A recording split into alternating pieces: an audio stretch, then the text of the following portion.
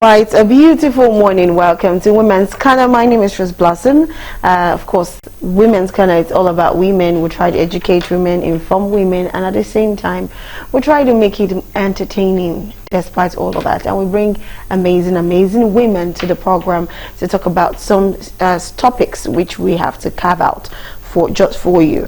And of course, if you don't have a TV set beside you, you can actually watch us live on Facebook and Twitter by typing Galaxy Television, and of course you'll see us. And also for our YouTube channel, which is Galaxy TV News and Galaxy TV Comedy, you can like, subscribe, and of course share. We have this program there. Of course you can, and if you have a TV set, you can just fine tune on start times, and of course just change your antenna a little bit, shake it a little bit, and you'll get us because we're on terrestrial. Anyways, my name is Rose Blossom. You're welcome to today's program because today we're talking about finance. In fact, I want to say financial exclusion amongst women, but now we're talking about finances, because right now I know a lot of people are shaking up. A lot of homes are shaking up. Some men right now are thinking, they are not even thinking about anything. They're thinking like, how am I going to feed my family because of what is going on now? Of course, we heard what NNPC have actually done. Some people are selling 897, some people are selling 835, 885, but right now it's been said that it's 897. So you can imagine what will happen to food, transportation, and everything, because we know that once fuel is high, inflation happens to every other thing. But anyways, we're not here for that, but we are here to talk about finances, so that most of the women that believe I want to have a baby girl life, we're here for you. This particular day is just for you, and we have an expert to talk about that. But before I introduce my guest, let's go on a short break, and right after the short break we'll get cracking. Okay, welcome back. Yes, I have an amazing guest. She's a financial expert. Like I said, her name is Adebisi Atewologun, and she's a speaker, she's an author, she's also a financial literacy teacher, she's a retirement planner for individuals and corporate organizations. So you can see she's a lot more. She's a women advocate too. If you can see the financial part, and of course, when somebody is planning your retirement, you should know the person knows how to deal with finance. So I told you I brought an expert to deal with this. Good morning, welcome to the show. Good morning, Blossom. How you doing? So tell me first, what's your experience about fuel? Because you told me, but I want people to hear. Oh, it's so amazing. It's like, I call it a beautiful experience because I want to protect my mental health. I don't want to slip into depression. Yeah. See what's positive about it, because now that the food price has gone up, that means we can work more. That means we'll be able to spend more time at home with our families. I just try to look out for the positive side, but of course it's not easy. It's not easy. I like the fact where you said it's a beautiful experience, because you're trying to be positive. Yes, despite all the whole hustle and bustle. Yes. Oh Lord. Today I'm very sure a lot of people that might be watching TV must have probably seen me at Ikeja, where I was a bit pained and I had to talk to some tricycle riders, and I'm like, why are you doing this? Yes, the government is pretty haunting us and trying to make sure that they use poverty as a tool for us, but why are we also trying to harm ourselves and trying to be extra with whatever we do? Which I definitely understand. Everybody's into business to make money, but you see, when you're making double at the expense of humanity, I think now that is where you now draw the line. So I had to just draw the line at that. We are the government. Yes, we are the government doing those things, increasing the prices, causing hardship on ourselves, and the high time we start looking inwards, the better it is for us. The better it is for us. I totally agree. So I want to ask, first of all, it's supposed to be financial exclusion among men, but I want to know, why do you think women are excluded? Or do you think women actually are the reason why, financial exclusion is always, amongst us? Yes. Well, I would say that women are the main issue, because we're trying to run away from traditional mindsets, but we're using traditional mindset to our own advantage. Prior to this period, women are not really educated, they're not really empowered, and so most of the financial responsibility rests on the man. But in this era where we have women up to PhD level, masters, graduates, with all the empowerment, A lot of women are still insisting that the men have to do all of the things, you know, and a lot of men are bleeding. You know, why would we have you graduate, you're earning money, and you're insisting that your husband should still pay rent, your husband should still pay this, and you're rolling out all these things that is his job, he has to do it. And men are saying, yes, it's my job, but right there inside their minds, they want a woman that can support them.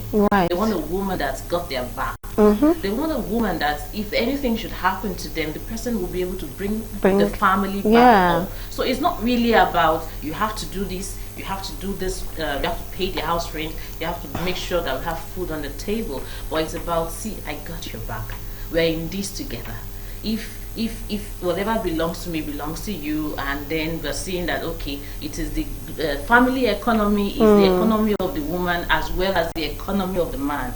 And if the woman at some point, due to one reason or the other, is not working, you're a strong support system for the man, encouraging him, creating that enabling environment that will help him stay motivated to deliver on the needs of the family. But if you're still living in the relic of the old age traditional mindset that the man has to do this, the man has to do that, sorry, baby girl life, it's not sustainable. Exactly. I was about to say that. Now, for those who are still believing the baby girl life is the way, like some people, like we said before the program started, a lot of people just want to have that baby girl life. In fact, they've already carved it out for themselves. They are just waiting for the man that will come propose to them and marry them, and they will start the baby girl life. Like, in fact, I wanted to say something, but let me leave that to you, because I know during your discussion you would definitely include that. To women who want the baby girl life, what do you say to them when it comes to finances at this time that we are? Well, it's okay to want the baby girl's life, but then be realistic. Think about it again. Do you want to be a furniture? Or you want to be a decision maker? Because if you want to be a furniture, they will spend all the money on you. But if you want to be a decision maker, you want to bring something onto the table. You want to bring your own kind of uniqueness, a strength, an advantage to the man. So if all you're coming to do is enjoy without bringing in some form of advantage, then it's not a sustainable strategy, because on the long run it's going to affect how you're respected and how you're treated. Even if you inherit all the money, if you don't have the knowledge, you would not be able to sustain it. So baby girl life is not really a sustainable life. But it's okay to have it. It's okay to desire it. But you have to be empowered to be able to sustain that baby. So I would just want to ask, why do you think women, most of the times when they are with their parents, they see how their parents struggle to bring them up, to give them that life, not even a baby girl life? That I'm not talking about the rich people now, I'm talking about the average Nigerians and below the average. Now, a lot of people, you see some girls, they know they struggle even before they could get a phone. They probably had to do one or two, they start to get a phone, and all they still believe is that once they get married, they want to put all the bills on men. I just want you to advise those young girls, because right now they are so, in fact, like 95% of the young girls believe in that. They believe that, okay, my father did some little things for me, but once I get married, this is what he must do. What they know their parent did not do for them, they are expecting a young man to do for them in a time. What advice do you give to young girls in that stage? Okay, I want to say this for our parents and for every single person out there, and even some married persons out there. Be realistic and think about it. If it took your parents 30 years, 20 years to be able to build themselves to that level where they are able to meet your needs, think about the effects on the man, because a lot of people have missed out on very good men who have the competence to be able to build things to that level, but because they don't seem to look 80 yet. They tell them, no, you're not my spec, because that spec has to be someone that has a car, that has a good job, that has this, that has that, and they're not looking at potentials. They want everything that is now. And that's the reason why a lot of people are still looking and still searching. But really, it's not realistic. It's not realistic, because if you go in with that mindset, you're going to get married, or you'll be exposing yourself to men that might deceive you, that want to make an impression that this is all that they have. And by the time you get into the picture, inside the marriage, then you realize that it's a scam. It's a scam, yeah. So it's better you go for somebody that is authentic, that is real, that has a lot of potential, and both of you are able to move, grow in building your wealth. You know, and it's okay to marry into a rich family. It's good, but if you don't have the prowess to manage things, to grow things, it's going to fall on your face eventually. So whether we like it or not, baby girl life is something that you have to sustain with your sixth sense, with your capacity to manage, to grow things. So don't just dump everything on the laps of the guy. A lot of guys are looking for women that have something for them, that will be able to look out for them, that will be able to, you know, bring things up with them. You know, I overheard a conversation with a young lady in her early 40s was saying that I can't wait to get married. That's the guy I'll get married to will be able to at pay my 40. house rent. Yes. That the guy will pay my house rent and take care of all these my financial needs. I'm just so tired. I want my Prince Charming to come now. And I look at this person like, really? So if that person, if that person at that age still thinks that way, that's why I said 40. Problem. It's that's a big problem there. So we really need to upgrade our mindset. What can you bring to the table? And I know a lot of people will be saying that no. If we talk about bringing things to the table, it's going to be subject to biases, because you say you want to pay house rent. Some people say no, it's wrong to pay house rent. Some men will say no, it's right. But that is right. But the thing is, are you pull your weight, bring everything that you have to this relationship. Bring everything, your relationships, your capacity. It's not about whether the guy is the one doing it or is a woman that is doing it. It's about both of you bringing your economies together, leveraging on your strength. Because if you don't have that mindset, a lot of guys are there that have good potential, but you're missing out on them. Yeah. And it's unfortunate. So it's beyond praying. You really have to be wise. You have to be wise. It's beyond praying. I like that, because you see a lot of women, they believe so much in prayer. It's, of course, it's good to have faith, believe in prayers and all of that. But you so much put 90% on your faith without doing the work.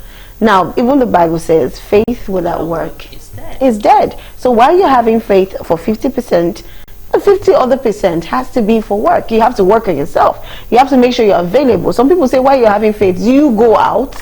Are you always from work? You go and sit in your house and you're saying you're looking for man. You have to mingle. You have to go out, but to the right places anyways. Of course. Yeah. To the right places. To the right places. If you go to club, you definitely get someone. You get what you're looking for. Exactly. But if you feel, okay, I want a clubber, fine, you can go to club. That's who your. you are. Yeah, that's who you are. It's fine. You can get somebody. We attract who we are. Who we are, exactly. So whether the person is faking it or not, yourself, are you authentic? You know, because that's true. If you're authentic, you'll find someone who's authentic. And we even have some people that are already inside their marriages, and they're owning their office as a woman that they might not be earning money, but they are helping the family to save a lot of money, ensuring that the children are healthy, so that they don't fall sick easily, ensuring that the man comes home to a home that is joyful, peaceful, peaceful home. All of these things, they help. So you are bringing something. Sometimes it's not really about how much you are bringing, but being intentional to ensure that things are working fine. Where are the loopholes? How do we block it? How do we cover it? How do we make sure that we are moving forward? A good team player in 2025 and above, it's not the woman that is saying you must pay her at all. I borrowed you the money, you have to tell it back to me. That's not the woman. Maybe they have to look for the politicians, because it's like they're earning so very much. They have a lot to spare. I have to say that one. And then if they don't have time for them.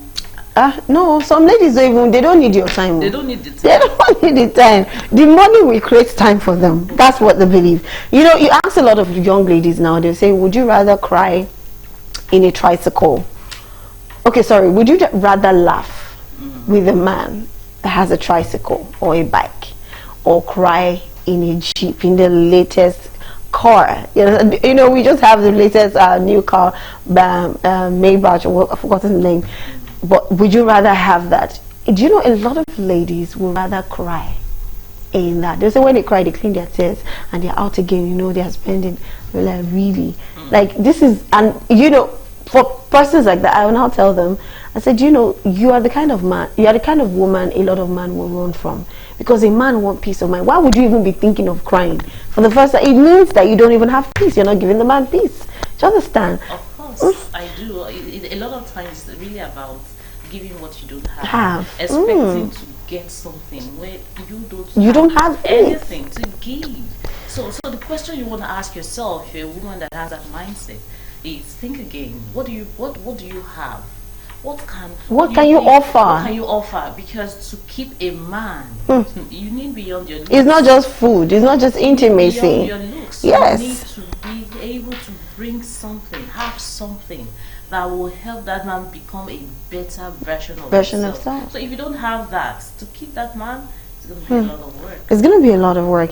You know, while we're talking about that, I'm going to ask the next question. But before we take the next question, we know we have monkeypox now. We have cholera. We have they are very high right now in Nigeria. So I just took the time. I said, okay, since we're talking about finances, and these are ways that, you know, imagine if you have those things, the kind of expense you have to make, even ordinary malaria. I'm calling it ordinary because most times every Nigerian in a month you can the most common. You definitely have malaria and treat it. But this one is quite different because malaria even the malaria that is most common now, just even touch a drug, artemether lumefantrine, you know how much you're paying for that. Paracetamol and Panadol, you know how much you pay for that one. So I just had to talk about it, think about it, and like, okay, you have to be healthy, you have to be wise about it. You know, it's not just being about healthy, you have to be wise, because if you're not wise enough to make sure you're healthy, you will spend more trying to take care of your health. So I thought about it. I said, okay, let's have safety tips for cholera. I'll still bring some other ones. I've talked about malaria. We've had safety tips for malaria, how to avoid it and all of that. But this time around, this is the way you can actually be safe from cholera. So let's quickly take these health tips on safety tips for cholera, and of course we'll come back and keep talking about finances, how to manage your finances, how to be a better woman for the man you will meet, the man that you're with, and of course for your children. We'll be right back after the safety tips.